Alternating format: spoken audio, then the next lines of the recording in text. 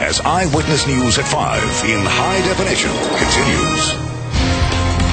A new policy on immigration and jail inmates is causing a bit of an uproar. The immigration status of inmates in L.A. and 2 other counties will be checked, and those with criminal records are likely to be deported.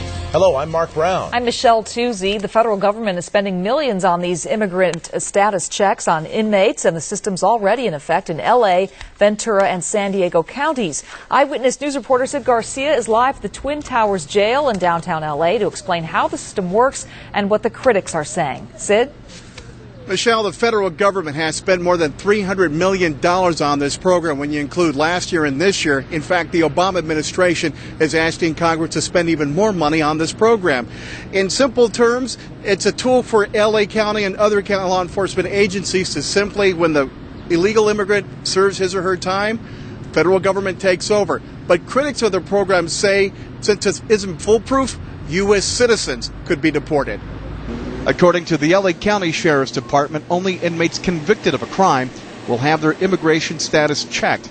Here's how it works. Inmates' fingerprints will be run through a database to see if they've had any contact with the immigration system. When they book in an individual, immediately data will come back from immigration if they've had any contact with immigration whatsoever, whether it's criminal, whether it's non-criminal, whether they just applied for a green card.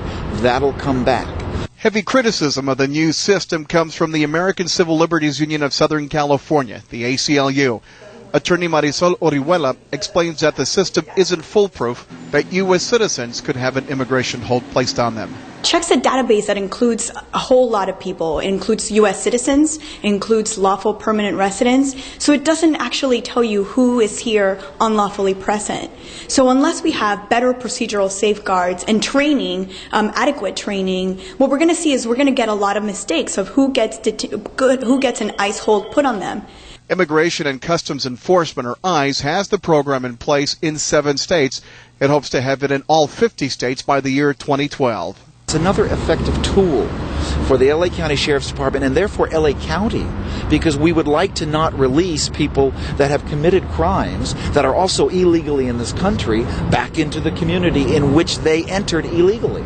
Immigration officials are federal government officials, and their responsibility is to enforce immigration laws. They're trying to pass this on to county officials and paid for by the Los Angeles County, not by the federal government. County officials are here to protect the county. They're not here to enforce immigration laws.